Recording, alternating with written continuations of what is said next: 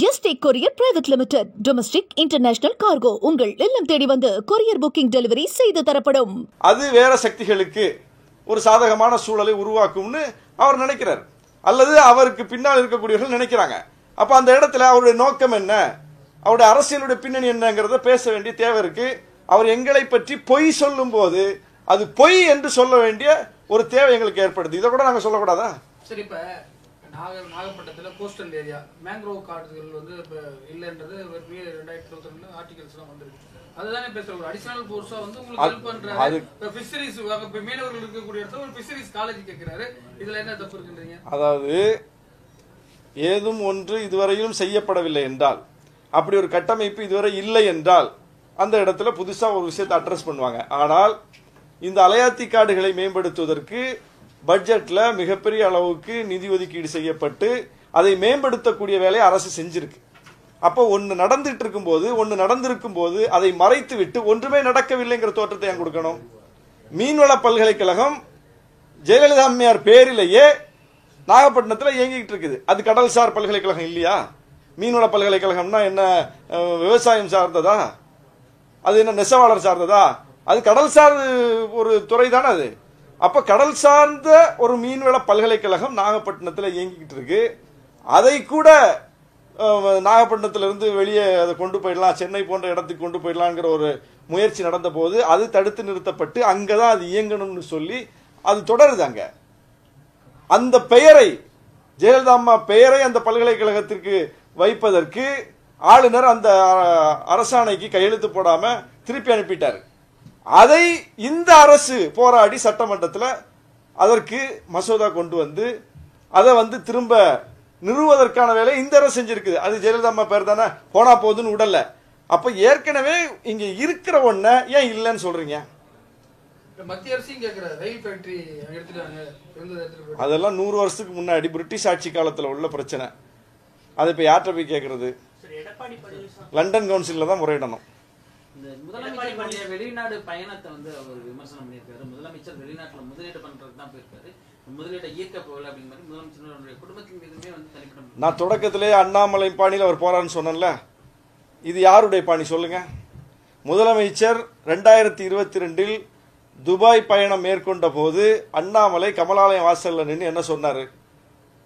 நிறைய பேப்பர்ஸ் எல்லாம் எடுத்து போட்டார், A4 சீட்டு, எக்ஸல் சீட்லாம் எடுத்து போட்டு, பாருங்க இந்த கம்பெனி இது வந்து இவருக்கு தான், இவர் காசு தான், இவர் இங்க போய் இப்படி வருது அப்படி வருதுன்னு எக்ஸல் சீட்லாம் எடுத்து போட்டார்ல. இந்த நிமிடம் வரை அண்ணாமலை அதை நிரூபிச்சிருக்காரா? அவர் கையில தானே ஈடி இருக்கு, அவங்க கட்சி கையில தானே எல்லா துறையும் இருக்கு.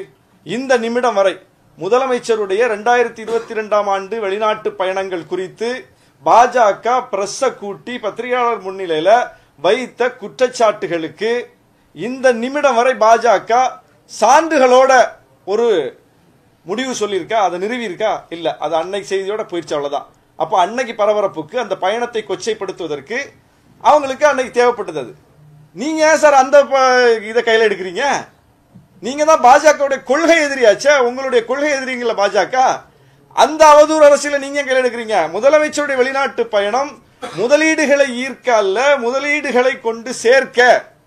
அங்க கொண்டு போய் இவர் முதலீடு செய்யறதுக்கு அப்படின்னா நீங்க சான்று சொல்லுங்க. விஜய் வந்து பேப்பர் வச்சு தானே படிக்கிறாரு, அதே மாதிரி ஒரு பேப்பரை காட்டட்டும், பாருங்க, ஒரு சான்று காட்டட்டும். காட்டல, போற போக்கில் அடிச்சு விடுறது. இது யார் பாணி? இது யார் பாணி? தமிழ்நாட்டு அரசியல்ல போற போக்கில் அடிச்சு விடுறது யார் பாணி? நான் இந்த ஒரு அரை மணி நேரம் உங்கள்கிட்ட பேசிட்டு இருக்கேன், எதையாவது ஒண்ணு நான் போற போக்கில் அடிச்சு விட்டேனா? ஃபேக்சுவல் எரரா ஏதாவது சொல்லியிருக்கேனா?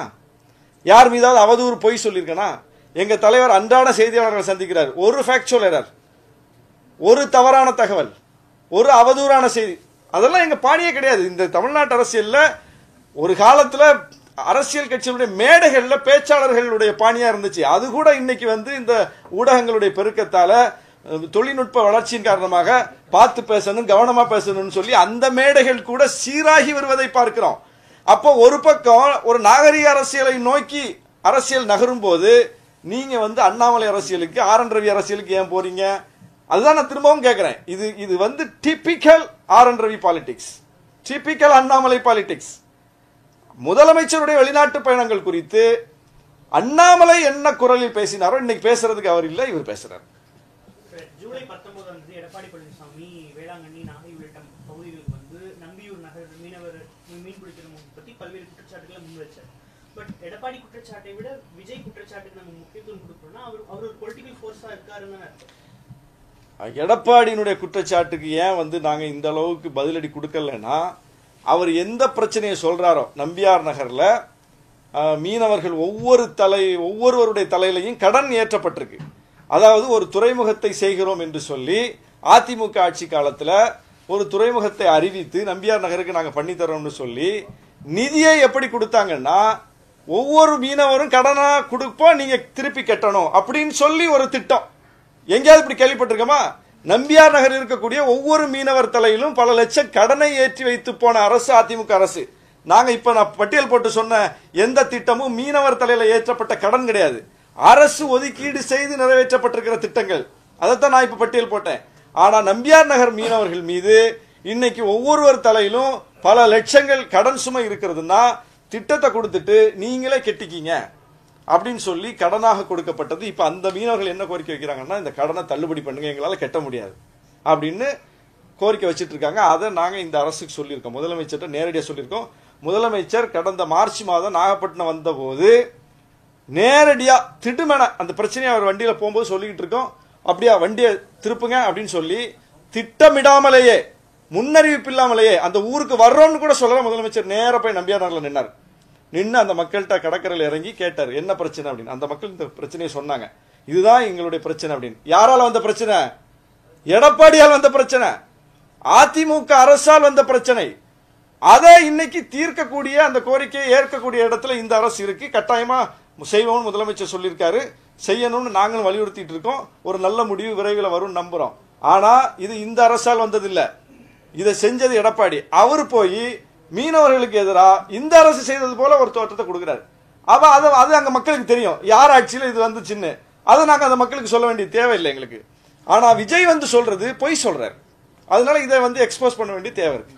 இதை எப்படி அட்ரஸ் பண்ண போகுது களத்துல? நீங்க இன்னைக்கு அவர் நேற்று பேசிட்டு போயிருக்காரு, நீங்க எங்களை பார்த்து சொல்லுங்க, உங்க தொகுதி மக்களுக்கோ இல்ல நாகை மாவட்ட மக்களுக்கோ என்ன சொல்லுங்க? அதாவது அங்க நடக்கக்கூடிய பணிகள் ஒவ்வொரு காலகட்டத்திலையும் ஒவ்வொரு பணிகளாக நடக்கும் போது அது வந்து ஒரு தொகுப்பா தெரியாது மக்களுக்கு கண்ணுக்கு.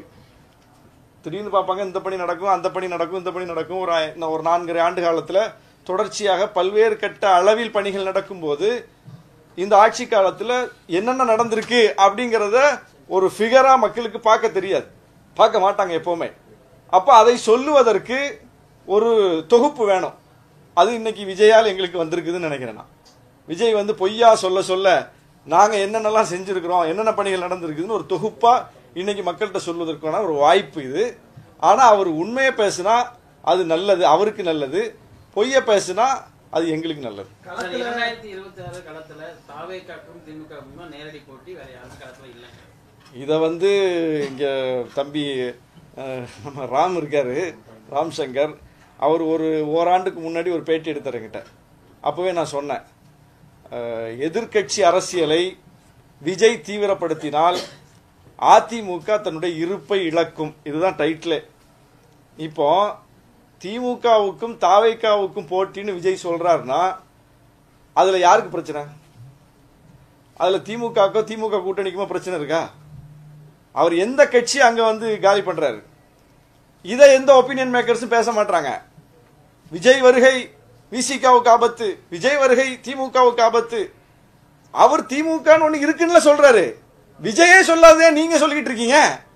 விஜய் திமுக ஒண்ணு இருக்குன்னு அக்செப்ட் பண்ணி பேசுறாரு, அதனுடைய வலிமையை புரிஞ்சுக்கிட்டு பேசுறாரு. அதை எதிர்க்கத்தான் நான் வந்திருக்கேன்னு பேசுறாரு. ஆனா அவர் சார்புல அவரை விதந்தோதி பேசக்கூடியவங்க பூரா திமுக ஓட்டு தான் போகுது, விசிக ஓட்டு தான் போகுது. விசிக ஓட்டு எப்படி போகும்? விசிக ஓட்டுனா முதல்ல என்ன? விசிக ஓட்டுனா சினிமா கவர்ச்சியில் வந்த ஓட்டா? விசிக ஓட்டுனா என்ன? 25 இயர்ஸா 25 ஆண்டுகளுக்கு மேலாக விசிக வாக்கு வங்கின்னு ஒன்று இருக்குல்ல, அது என்ன வாக்கு வங்கி?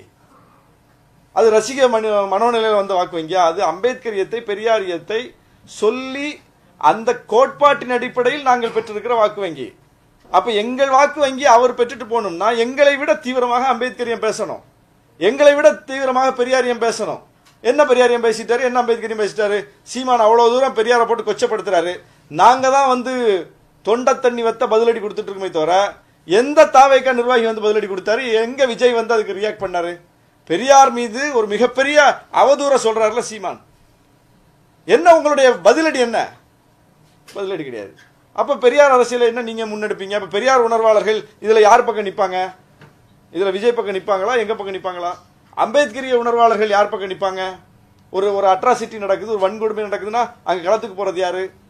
அந்த மக்களுடைய பிரச்சனையை அரசுக்கு சொல்றது யாரு? போராட்டம் நடத்துறது யாரு? அந்த மக்களுக்கு நீங்க தனிமைப்படுத்தப்பட்டவர் அல்ல, நீங்கள் கைவிடப்பட்டவர் அல்ல, உங்களோட நாங்க இருக்கேங்கிற நம்பிக்கை தர்றது யாரு? விசிகே தானே தர்றோம். அப்ப எங்களை விட எங்கள்கிட்ட இருந்து அந்த ஓட்டை அவர் வாங்கிட்டு போனோம்னா எங்களை விட அவர் எங்க அந்த களத்தில் நின்று இருக்காரு? இப்பவும் நிக்கிறாரா? இல்லையே. அப்போ ஒரு அதான் சொல்றேன், திரும்ப திரும்ப ஒரு போலியான பிம்பம் கட்டமைக்கப்படுறது. அந்த ஓட்டை வாங்கிடுவாரு, இந்த ஓட்டை வாங்கிடுவாரு. எப்படி வாங்குவாரு? வாங்குவதற்கான என்ன அரசியல் அவர்கிட்ட இருக்கு?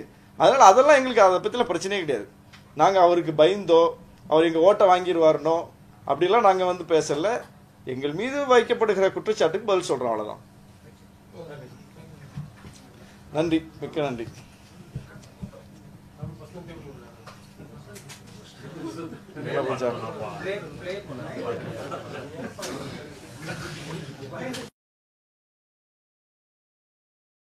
அனைவருக்கும் அன்பான வணக்கம். குறுகிய இடைவெளியில் விடுக்கப்பட்ட அழைப்பை ஏற்று வந்து சிறப்பித்திருக்கிற ஊடக நண்பர்கள் அனைவருக்கும் என்னுடைய நன்றியை தெரிவித்துக் கொள்கிறேன். தமிழ்நாடு அரசியல் களத்தை நாகரிகமானதாகவும் தமிழ்நாடு மரபுகளுக்கு ஏற்ற ஒரு களமாகவும் நாம் மேம்படுத்த நினைக்கிறோம்.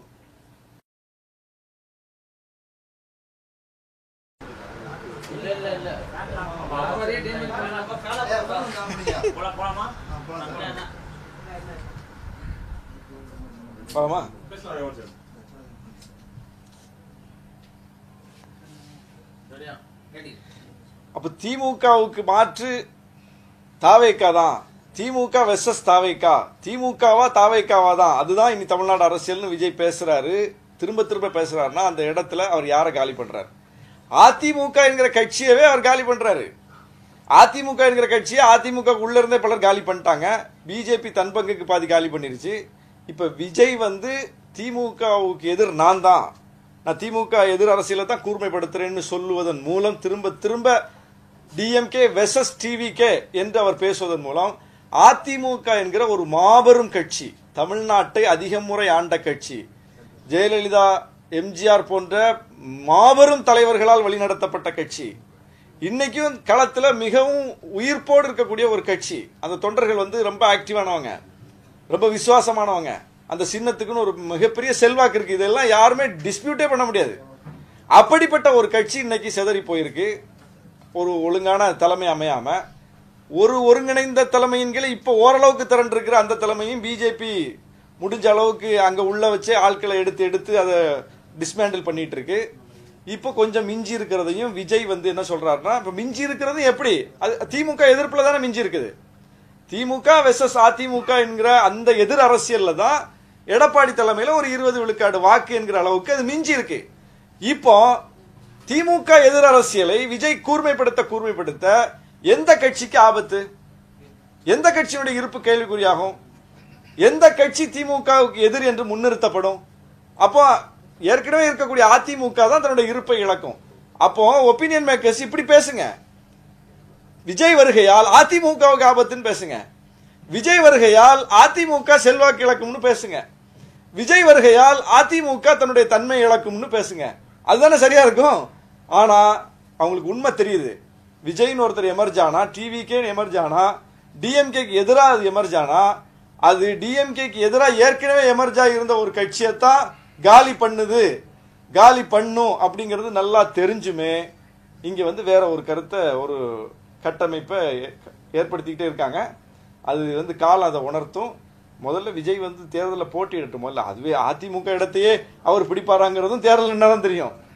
அதுவும் வந்து தேர்தலை பார்க்கணும். நம்ம இப்போ ஒவ்வொரு கட்சிக்கும் திமுக கூட்டணிக்கு இவ்வளவு ஓட்டு, திமுகவுக்கு இவ்வளவு ஓட்டு, திமுக கூட்டணியில் கூட ஒவ்வொரு கட்சிகளுக்கும் இவ்வளவு ஓட்டு இருக்கு, அதிமுகவுக்கு இவ்வளவு ஓட்டு இருக்கு, பிஜேபிக்கு இவ்வளவு ஓட்டு இருக்கு, நாம் தமிழருக்கு 8 விழுக்காடு ஓட்டு இருக்குங்களாம் தேர்தலில் போட்டியிடாமலேயே பெர்செப்ஷன் அடிப்படையில் எல்லாம் சொல்லப்பட்டதா? இந்த விழுக்காடுங்கிறது எப்படி வந்துச்சு? இந்த விழுக்காடுங்கிறது தேர்தலில் போட்டியிட்டதுனால வந்துச்சு. ஆனா ஒரு கட்சிக்கு மட்டும் தேர்தலையே போட்டியிடாம ஒருத்தர் 15ங்கிறாரு, ஒருத்தர் 20ங்கிறாரு, ஏன் 50ன்னு சொல்லுங்க. அதுல ஏன் வஞ்சனம் பண்றீங்க? விஜய் 50 விழுக்காடு ஓட்டு வாங்குவார்னு ஏன் சொல்ல மாட்டீங்க? நீங்க சொல்றதை முடிவு பண்ணிட்டீங்கல்ல, அதே 10 எந்த அடிப்படையில் சொல்றீங்க? அது என்ன 15 எந்த அடிப்படையில் சொல்றீங்க? அது என்ன 20? ஏன் 50 சொல்லுங்க? இல்ல 80 விழுக்காடு வாக்குப்பதிவான 80மே விஜய்க்குன்னு கூட சொல்லலாமே. ஏன்னா அவர் தான் ப்ரூவ் பண்ணல. இப்போ ப்ரூவ் பண்ணாத ஒருவருக்கு நீங்க எப்படி ஒரு ஃபிகரை ஃபிக்ஸ் பண்றீங்க? எந்த கட்சிக்கு இப்படி ஃபிக்ஸ் பண்ணீங்க? திமுகக்கு 40 விழுக்காடு தேர்தலில் போட்டியிடாமலேயே ஃபிக்ஸ் பண்ணிட்டீங்களா? நாம் தமிழருக்கு 8 விழுக்காடு தேர்தலில் போட்டியிடாமலே ஃபிக்ஸ் பண்ணிட்டீங்களா? தேர்தலில் போட்டியிட்டு வாங்கினது தானே சொல்றீங்க. எல்லா கட்சிக்கும் அப்படிதான் சொல்லுவோம், சொல்லிக் கொண்டிருக்கிறோம் என்னும் போது தாவேகாவுக்கு மட்டும் ஒரு தேர்தலை கூட, ஒரு இடைத்தேர்தலை கூட அந்த கட்சி சந்திக்காமல் இருக்கும் போதே 15ங்கிறீங்க, 20ங்கிறீங்க, 25ங்கிறீங்க. முதல்ல அது 25, 15, 5, 2, 1 இல்ல நோட்டாக்கு கீழையா? எலெக்ஷன் சந்திக்கட்டும். சந்திச்ச பிறகு எது உண்மையோ அதை நம்ம பேசுவோம். எஸ்டேக் courier private limited domestic international cargo உங்கள் இல்லம் தேடி வந்து கொரியர் புக்கிங் டெலிவரி செய்து தரப்படும். என்றும் உங்களுடன் மை இந்தியா. முக்கிய செய்திகளை உடனுக்குடன் தெரிந்து கொள்ள சப்ஸ்கிரைப் பண்ணுங்க, பெல் பட்டனை பிரஸ் பண்ணுங்க. என்றும் உங்களுடன் மை இந்தியா.